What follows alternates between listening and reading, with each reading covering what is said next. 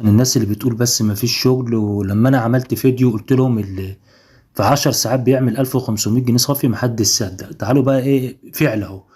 النهارده مثلا كنت انا أصلاً كده كده ما بشتغلش ديدي، يعني بص ده ديدي كمان مش اوبر ولا اندرايفر ولا الكلام ده اللي هم بيقولوا عليه افشل ابلكيشن وبيقولوا عليه التسعيره بتاعته وحش. خش كده على الدخل. بص انا بقى يعني انا ايه زي ما انتم شايفين كده التقييم بتاعي مش حلو لان انا ايه مش شغال اساسا. يعني انا بقى وانا رايح مشوار وانا جاي من مشوار زي ما انتم شايفين كده. بصوا الدخل بتاعي. نزلت انا النهارده صممت ان انا انزل النهارده كده. قلت ايه كنت رايح مشوار التجمع فقلت ايه اشوف كده الدنيا فيها ايه. بصوا كده يا جماعه عامل كام النهارده. بص 3 مشاوير اهو. 3 مشاوير. 3 مشاوير اهو. دول ال3 مشاوير اهو. عامل فيهم كام يا جماعه؟ ها في ال3 مشاوير دول عامل فيهم 665 جنيه بالظبط، لان في 30 جنيه تحت اهيت. 30 جنيه دي بتاعت ايه؟ اشتريت العرض اللي هو ال8%. تمام، يبقى صافي الاجره كام يا جماعه؟ هنا هو صافي الاجره اهي 665 جنيه. تمام.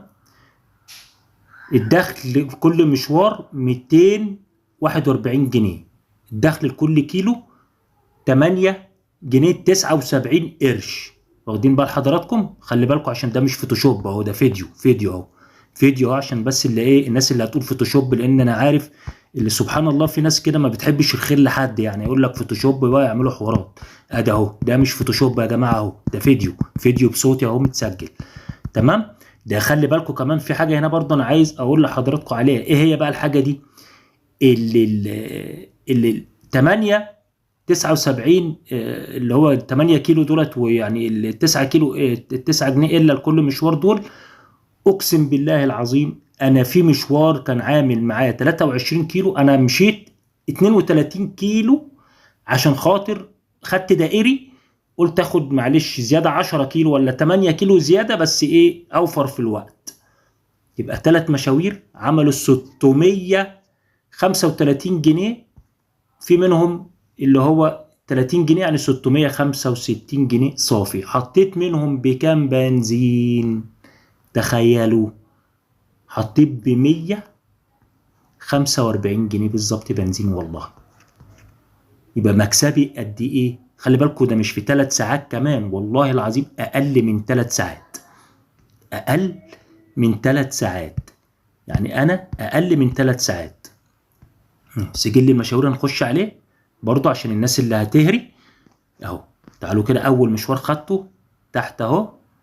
طبعا هنا بصوا ال 30 جنيه ديت اللي هي ال 30 جنيه ديت اللي انا ايه اشتريت بيها العرض. تمام. اول مشوار خدته عمل معايا كام صافي اهو؟ 229 جنيه 8 قروش. ده اول مشوار انا ايه انا واخده. كنت رايح اساسا انا فين؟ كنت رايح التجمع. انا كنت رايح يا جماعه التجمع. تمام. قمت واخد ايه مشوار معايا لحد المشير طنطاوي، جامع المشير طنطاوي. تمام. بعد كده هوت قمت راجع خدت مشوار تاني. تمام.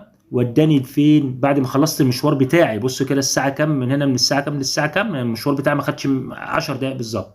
بعد كده خدت مشوار انا راجع بقى ايه لشبرا. قلت راجع عمل معايا 271 جنيه. تمام يا رجاله. تمام. ده كان الساعه كام؟ 8 وكام 8:41 دقيقه. بعد كده رحت المشوار. انا كان عندي مشوار كده هوت في روكس كنت بخلصه ومش عارف ايه في مصر الجديده. بعد كده هوت قلت وانا راجع اخد معايا اي حد. قمت واخد معايا المشوار الاخير ده اللي ب 164 جنيه 68 قرش. التاريخ اهوت يا جماعه.